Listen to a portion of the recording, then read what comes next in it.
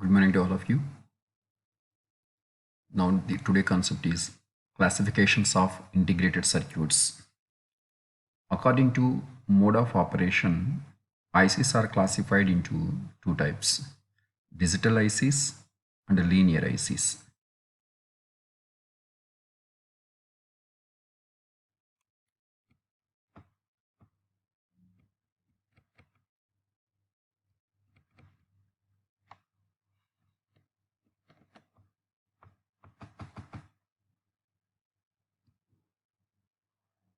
Now, digital ICs and linear ICs.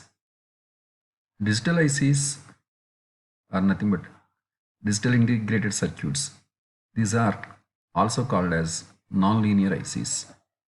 Linear ICs, linear integrated circuits, these are also known as analog ICs. Now come to under digital ICs. Digital ICs contain circuits whose inputs and outputs voltages are limited to two possible levels, low or high. Whereas linear integrated circuits, inputs and outputs can take a continuous range of values and the outputs are generally proportional to the inputs.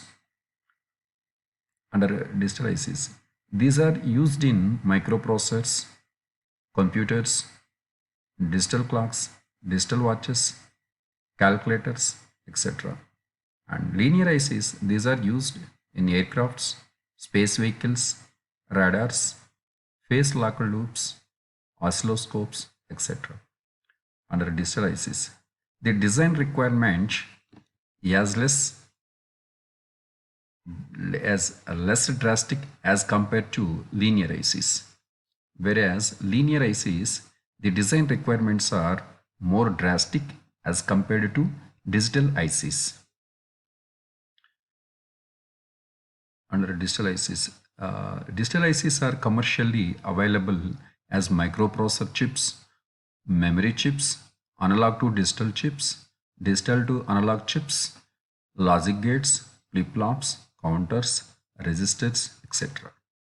And linear ICs are commercially available as operational amplifiers, voltage regulators, voltage comparator, and microwave amplifiers.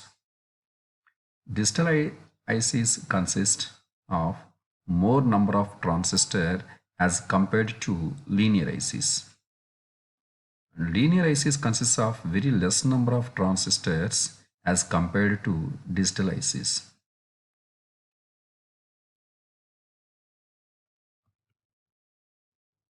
Next, classification of integrated circuits based on type of applications. So based on type of applications, ICs are classified into two groups. One is general purpose ICs, another one is special purpose ICs. Now come to general purpose ICs. These ICs are used for a variety of applications such as integrator, differentiator, summing amplifier, etc. For example, IC741 and IC351, these are useful for variety of applications such as integrator, differentiator, adder, subtractor, summing amplifier, like that. And the second one is special purpose ICs. These special purpose ICs are used only for the specific application such as voltage regulators, radio frequency oscillator, power amplifiers, like that. For example, LM380 IC is used only for audio power amplifications. Next. Based on the fabrication methods used in the design of ICs, ICs are classified into two types. One is monolithic ICs, second one is hybrid ICs. Now come to monolithic ICs. Monolithic is a Greek-based word meaning one stone. So monolithic means one stone, single one. Monolithic IC is nothing but in this all components such as active components, for example transistors, and passive components such as resistors and capacitors, all these are fabricated on a single piece of semiconductor material, silicon, that is silicon. All components, including active and passive components, are formed simultaneously by a diffusion process. A metallization process is used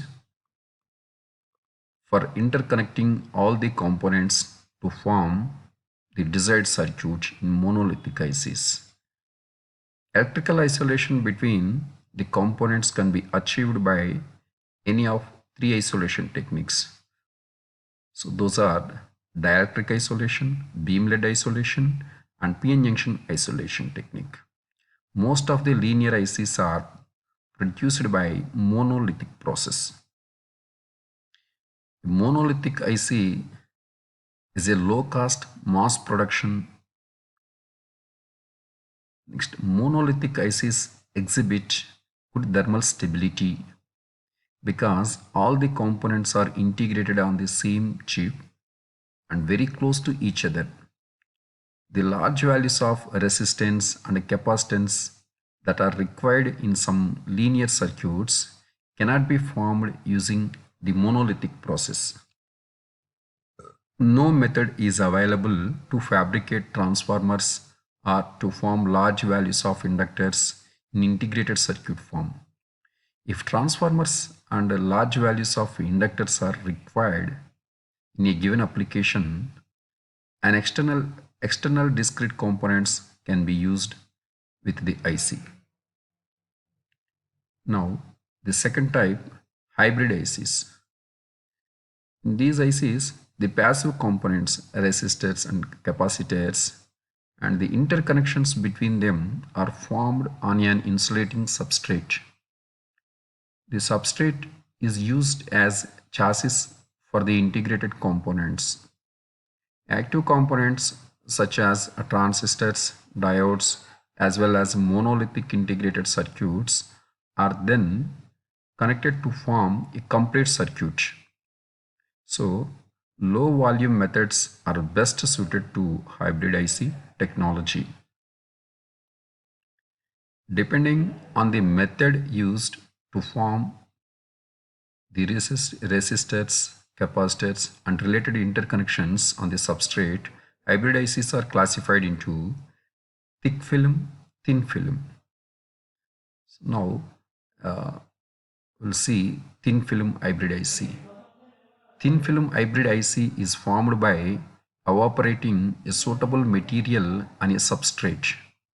Thin film hybrid IC is formed by etching the resistors, capacitors, and interconnections on the substrate by silk screening.